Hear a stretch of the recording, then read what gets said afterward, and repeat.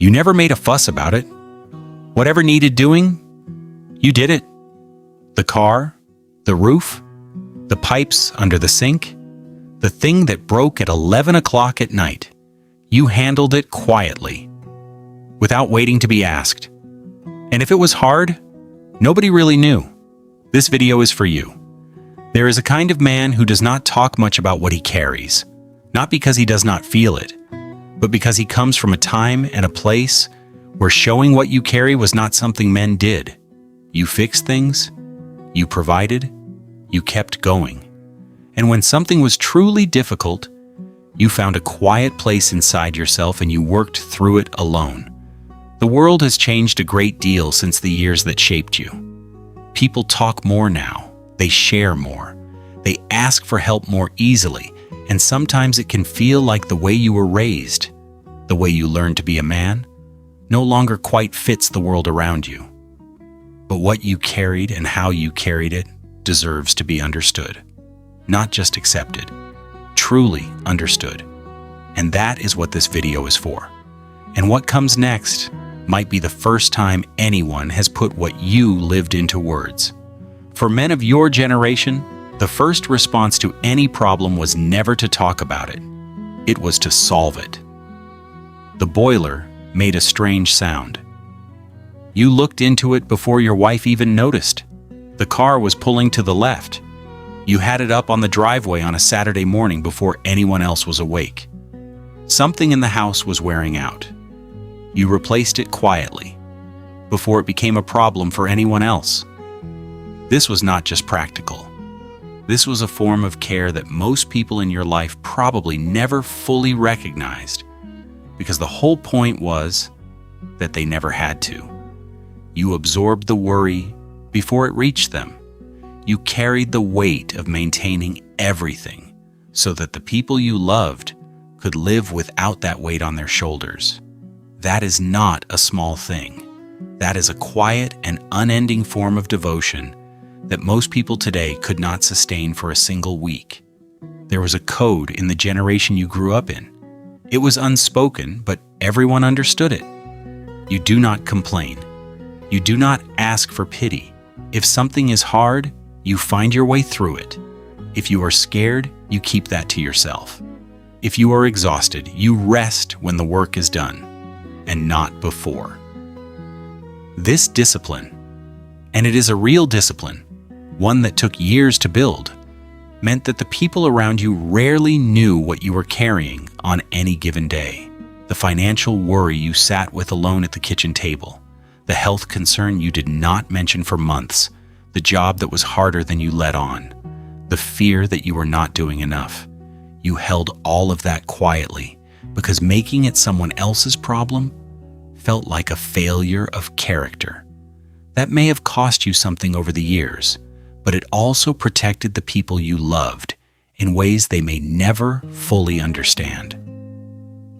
And this next one is something the people who love you have always felt, even if they never quite had the words for it. Men of your generation were not always raised in homes where love was said out loud. It was shown through work, through presence, through fixing the thing that needed fixing and never mentioning it. You drove people where they needed to go. You stayed up late to make sure something was ready. You gave your weekends to someone else's need without being asked twice. Your children may not remember you saying "I love you" very often, but they remember the car that always started, the house that was always sound, the moment when something went wrong and you were already there. That kind of love does not announce itself, but it is felt. It is felt in the stability it creates and the safety it produces, in the quiet confidence a family has when they know that someone has always got it handled, that someone was you. There were moments, more than a few, when stopping would have been the easier choice, when the pressure was high and the support was thin, and the simplest thing would have been to step back and say, "This is too much," but that is not what you did. You got up, you went back, you found another way. Not because you did not feel the weight of it, but because there were people depending on you, and that mattered more than how tired you were. That kind of endurance is not common. The world tends to celebrate the people who speak loudly about their struggles. It tends to overlook the ones who simply kept going, quietly, consistently, year after year, decade after decade. You are one of those people, and that deserves to be said clearly and meant. And this last one is the trait that explains something about you that most people never stopped long enough to consider.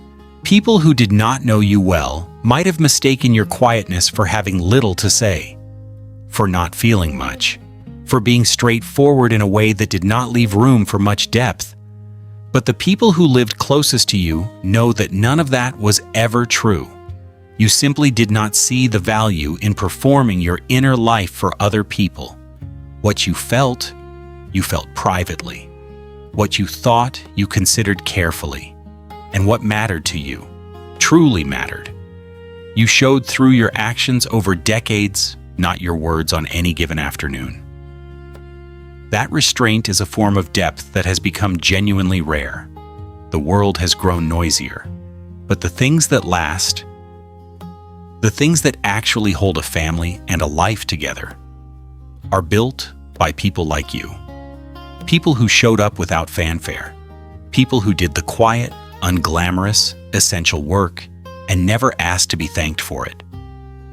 You came from a generation of men who were taught by their fathers and their fathers before them that strength meant silence, that a good man handled things, that you did not ask for help until you had exhausted every other option, and sometimes not even then, that the measure of a man was what he could fix with his hands and what he could hold together without letting anyone see the cost. That code produced men who could rebuild an engine, re-roof a house, hold a family together through genuinely hard years without letting the people they loved see how hard it truly was. The world has moved on from some of those expectations. But the men who lived by that code, who carried all of that for all of those years in silence, deserve to have it named. What you carried was real. It mattered deeply, and it built more than you may ever know. And before we finish, there is one thing I want you to carry with you from this video. The silence you kept was not weakness. It was a form of strength that belonged to a specific time and a specific understanding of what it meant to be a man. And even if the world sees things differently now, that does not reduce what you did with it. The car that always ran, the roof that did not leak, the decades of showing up without being asked. Those things are real. Those things are a legacy. Those things are you.